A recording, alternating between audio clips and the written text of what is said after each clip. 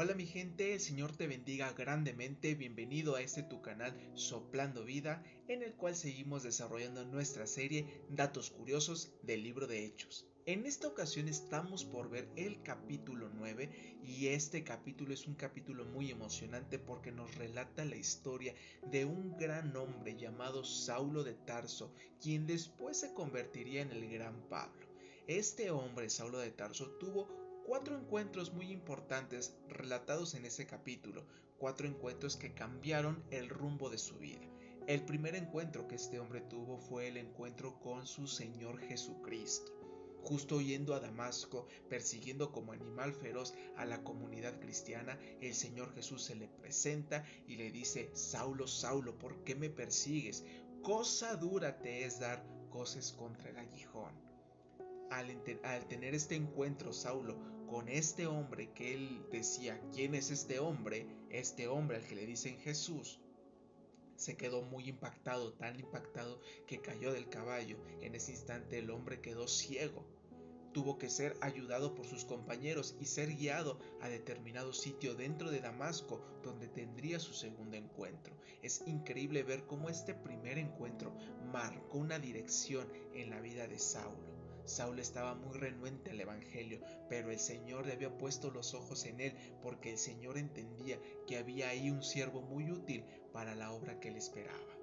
El segundo encuentro que tuvo fue el encuentro con Ananías. Justamente Saulo, estando en ayuno, ciego totalmente, en aquel lugar fue enviado un siervo llamado Ananías, el cual tenía demasiado miedo de llevarle el mensaje porque él sabía exactamente la fama que se había cargado Pablo o Saulo en ese momento. Pero el Señor le dijo: no temas porque me es útil este vaso para lo próximo que voy a hacer. En pocas palabras, el Señor manda a Ananías. Ananías le habla acerca de Cristo. Pablo acepta ese mensaje y en ese mismo instante se bautiza y recupera la vista. Esto lo dirige a lo que es su tercer encuentro con algo que él había provocado, y es una gran persecución, pero ahora no era él el que comandaba esta persecución, sino era la persecución en contra suya. Él tendría que experimentar en carne propia la persecución que él mismo hizo en contra de todos los fieles creyentes y fieles cristianos. Dios lo puso en el lugar de un creyente para que experimentara el mal que él mismo había provocado, a tal punto que fue encarcelado tiempo después y llevado a Roma, donde se llevó su juicio, y poco tiempo después él tuvo que morir. Pero esta persecución fue gradual. En pocas palabras, desde que comenzó Saulo, desde que comenzó Pablo en el Evangelio, él comenzó a ser perseguido hasta llegar al punto de su encarcelamiento. Eso era lo que él esperaba, porque él mismo había incitado lo que él había provocado para otros, ahora él mismo lo estaba cosechando. Pero sin duda eso desarrolló en Saulo un gran carácter, un carácter casi a la semejanza de Cristo, un carácter digno de imitar. Y por último, el cuarto encuentro que él tuvo fue con la iglesia, con los creyentes, con los fieles cristianos que en algún momento lo rechazaron porque obviamente dudaban acerca de su mensaje. Resulta que Saulo, cuando se convierte, se extravió, por así decirlo, se perdió durante 3 años.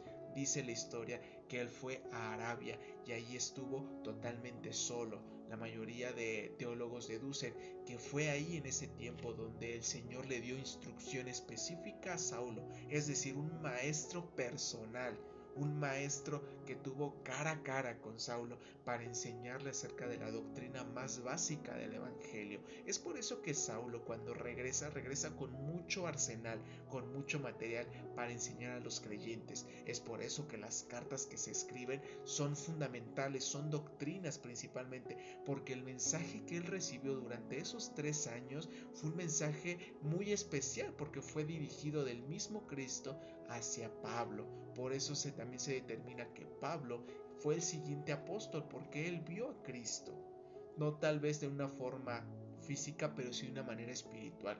Durante ese tiempo en Arabia se cree que fue el mismo Cristo quien capacitó a Pablo para la enorme misión que le esperaba. Es por esa misma razón que los primeros creyentes tenían muchas dudas en cuanto a este nuevo evangelista. Se perdió de momento, dice que tuvo un encuentro con Cristo.